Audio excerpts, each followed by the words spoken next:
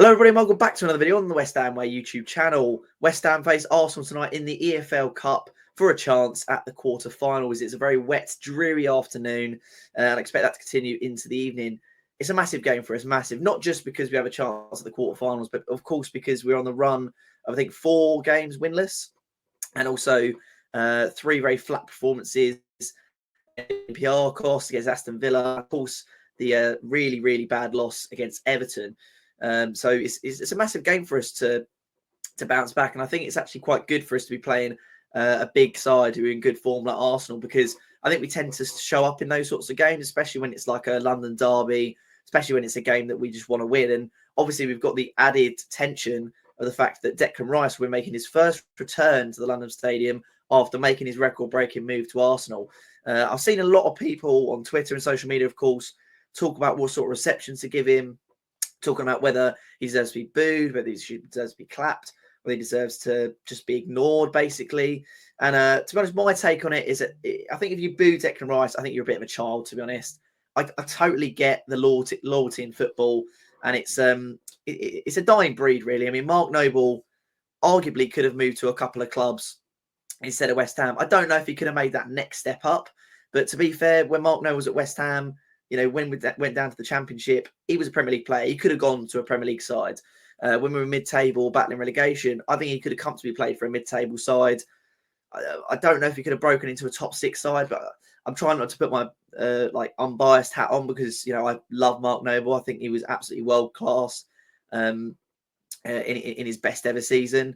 I can't believe he didn't get signed up to an England squad. I don't think he was world class across his career, but there was certainly a season there where I think he was one of the better midfielders in the league, and he definitely proved that.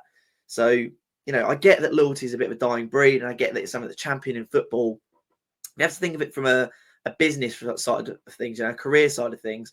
Declan Rice wants to win things in his career. You know, Harry Kane played for Spurs for so many years and never won a trophy for Spurs. And by the end of his career, no matter what happens, even if he wins that trophy at Bayern Munich, you know, all people are going to look back on is the fact that he stayed at Spurs for way too long, didn't win nearly as many trophies as he could have won, and essentially wasted his career. So, look, while I recognise that loyalty is a trait, and I would have loved Declan Rice to come back to the club, and who knows what he could have achieved had he had stayed with us and played in the current side. But at the end of the day, you know, he's a young footballer. He's got to think about his career, and, you know, he's not going to win as many things at West Ham as he is going to win potentially at Arsenal, or, you know, I know he's moved to Arsenal currently, but in the next few years he could move to City, Real Madrid, Bayern Munich. He could pretty much honestly start for most teams in the world, let alone the Premier League. I think the only team he can't play for in the Premier League is Manchester City, starting wise, because Rodri is just better than him. But you've got to think of it a little bit as a career move, and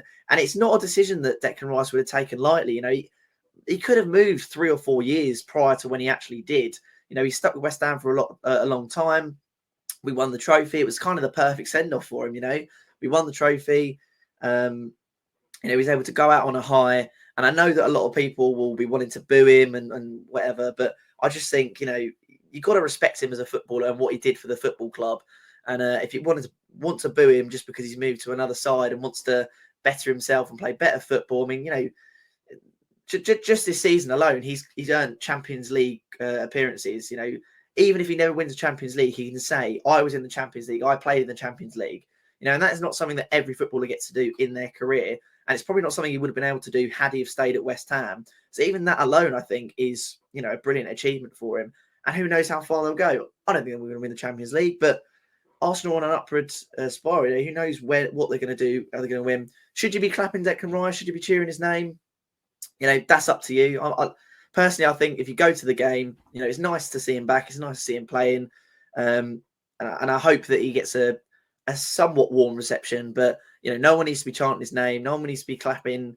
No one needs to do anything like that. Essentially, he's moved to another side. He's done it for footballing reasons. He's not done it because he's fallen out with the club.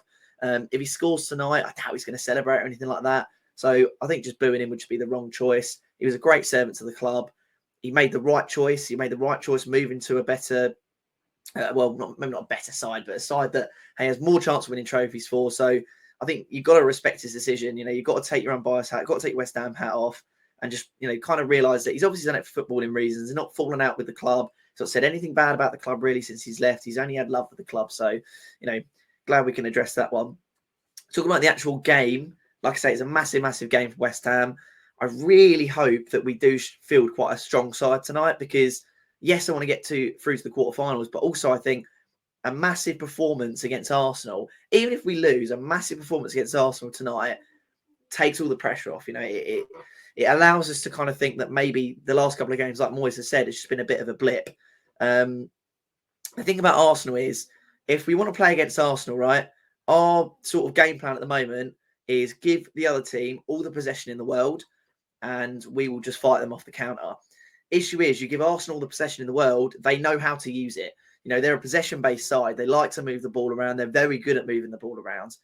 And if any team has come up with any sort of blueprint of how to beat West Ham, it is give them the ball, right?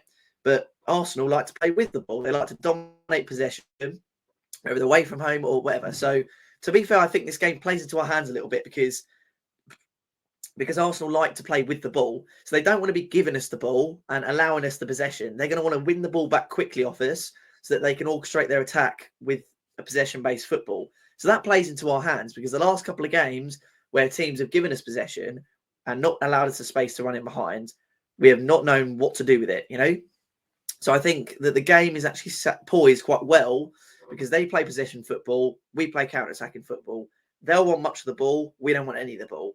And that for me means that the game is set up quite well for us to be able to counter and to be able to maybe nick a couple of goals.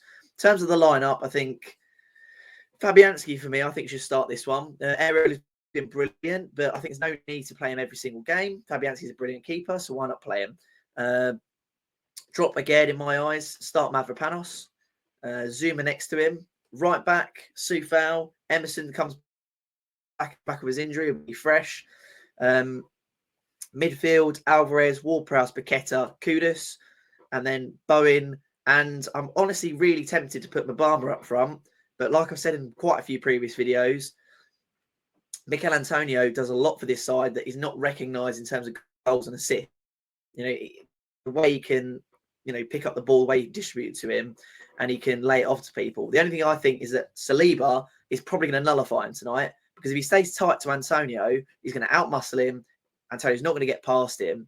So I do think to myself, maybe we should start Mbama. And just, the guy's hungry. The only person I don't want to start is Danny Ings. I just don't understand why we would even try and put him on the bench, let alone actually, subbing him on. When we subbed him on against Everton, he was awful.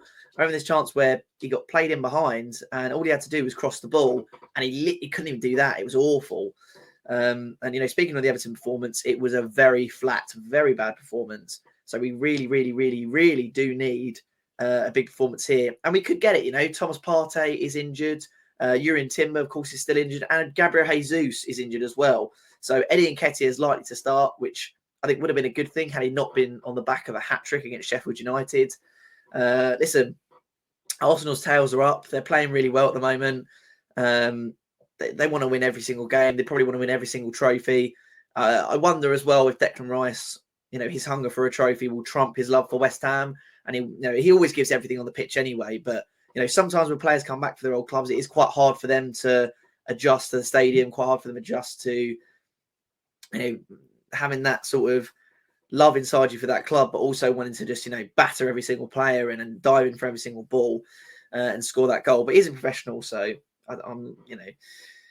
But yeah, they've got Newcastle, I believe, on Sunday. We've got Brentford. So we're both facing fairly difficult sides. I'm not really sure which one Arsenal will actually prioritise. Do they prioritise the league or do they prioritise the EFL Cup? I'd probably say they do prioritise the league. I mean, yeah, it's a chance at a trophy. And to be fair, a lot of good sides have gone out. Newcastle or Man United will both, or one of which will go out tonight. That leaves you with either Newcastle or United, Liverpool, Chelsea. And if Arsenal get through, obviously that's kind of like all the big sides left. So it's a very winnable trophy for them.